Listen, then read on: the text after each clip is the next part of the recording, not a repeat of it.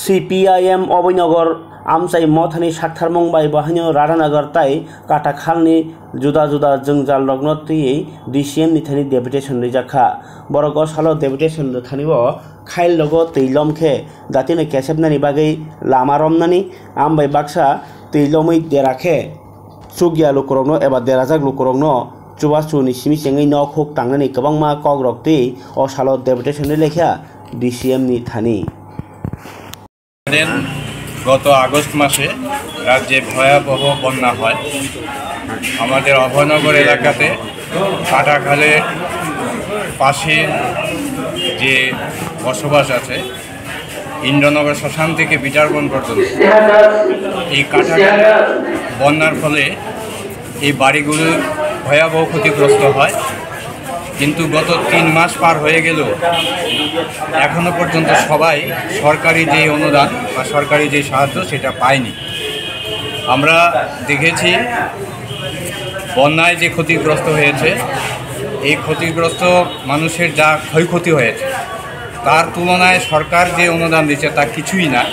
তারপরেও এই অনুদান বন্টনে দ্বিচারিতা হয়েছে, রাজনীতিকরণ করা হয়েছে। একটা বড় অংশ মানুষ এই বন্যার এই ক্ষতিগ্রস্ত অনুদান থেকে বঞ্চিত হয়ে রয়েছে। অনেক মানুষ আমাদের কাছে এসেছেন, আমরা তাদের সঙ্গে কথা বলেছি, আমরা মানুষের কাছে গেছি, খবর নিয়ে দেখেছি প্রকৃত অর্থেই তারা বন্যায় ক্ষতিগ্রস্ত হয়েছেন, কিন্তু তারা এই সরকারি অনুদান পায়নি। আমরা অভয়নগর অঞ্চল কমিটি বসে সিদ্ধান্ত নিয়ে মাননীয় SDM এর কাছ থেকে সময় নিয়ে আজকে ওনার নজরে নেওয়ার জন্য এই বিষয়টা নিয়ে এসেছি।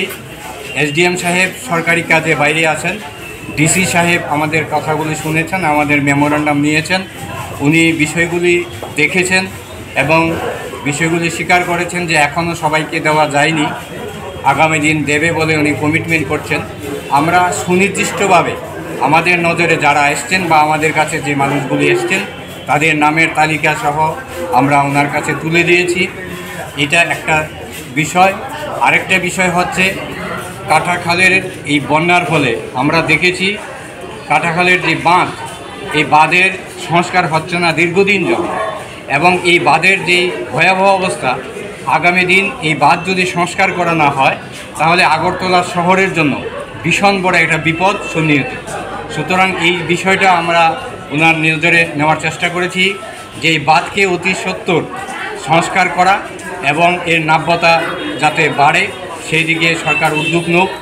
আমরা দেখেছি এই বাঁধের যেই বন্যার সময় এই বাঁধের যে বিপদসীমার কাছাকাছি জল বাঁধের উপরে যাওয়ার, এতে নাব্যতা কম, কাটাখালের মধ্যে গাছ এবং আবর্জনা এমনভাবে রয়েছে যার জলের প্রবাহ স্রোত অনেক কম যায়।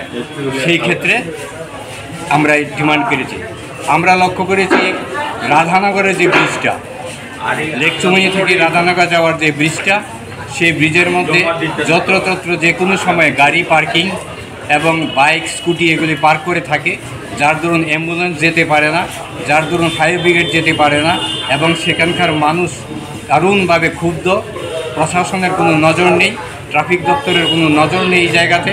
এমনকি বাজারে যারা আসেন তারা স্কুটি বা রিক্সা রাখার জন্য কোনো জায়গা নেই, এবং আমরা ডিমান্ড করেছি বাজারে রিক্সা বা বাইক নিয়ে যারা আসেন লেকচুমিতে তাদের জন্য পার্কিংয়ের ব্যবস্থা করা এবং রাধানগর ব্রিজকে ক্লিয়ার রাখা, এখানে যাতে অবৈধ পার্কিং না থাকে সেদিক থেকে আমরা প্রশাসনের দৃষ্টি আকর্ষণ করেছি। ট্রাফিক যাতে করতে আমরা দাবি করেছি সেখানে যাতে স্থায়ীভাবে ট্রাফিক রাখা হয়, যাতে বিষয়গুলি নজরে রাখা হয়।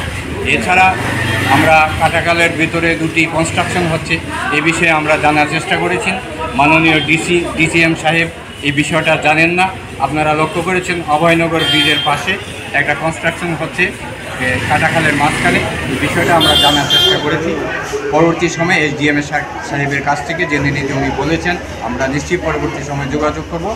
মানুষের যে বন্যায় ক্ষতিগ্রস্ত মানুষের এই সাহায্য সবাই পাক, এটা আমাদের ডিমান্ড, যারা প্রকৃত অর্থে ক্ষতিগ্রস্ত হয়েছে, এবং এই রাধানগরের এই অবৈধ পার্কিংটা না থাকুক, এবং আমাদের এই ব্রিজ আমাদের এই বাঁধকে অতি সত্বর সংস্কার করা এবং কাটাখালের নাব্য